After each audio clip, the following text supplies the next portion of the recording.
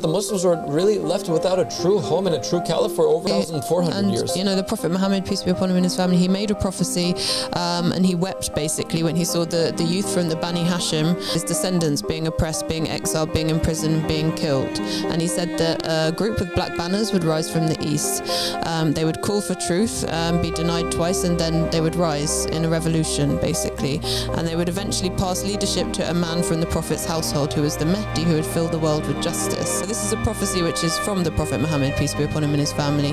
And so the oppression against the family of the Prophet Muhammad, Abu Sadiq from whose peace, he makes this comparison to the Jewish Holocaust, okay? Because what happened to them, it was extremely brutal, you know, just like the Holocaust was.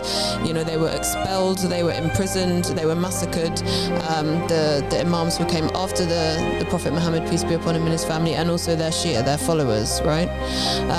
And, you know, the believers who follow the Imams of the times are considered Hashemites, you know, so these are part of the Bani Hashem, even if not by blood. Islam's legitimate leadership, it was usurped right after the Prophet's death, and it was taken over, you know, by, we know, this false caliphate of these people who were not appointed by God, and the true successors who were appointed by the Prophet Muhammad, peace be upon him and his family, these were the ones who were rejected, they were belied, they were persecuted, and they were killed in really horrific ways. Abu Sadiq from whose peace, you know, in this video, he basically details the oppression of Fatima and the 12 Imams, you know, how they were murdered, how they were persecuted, and it's quite horrific.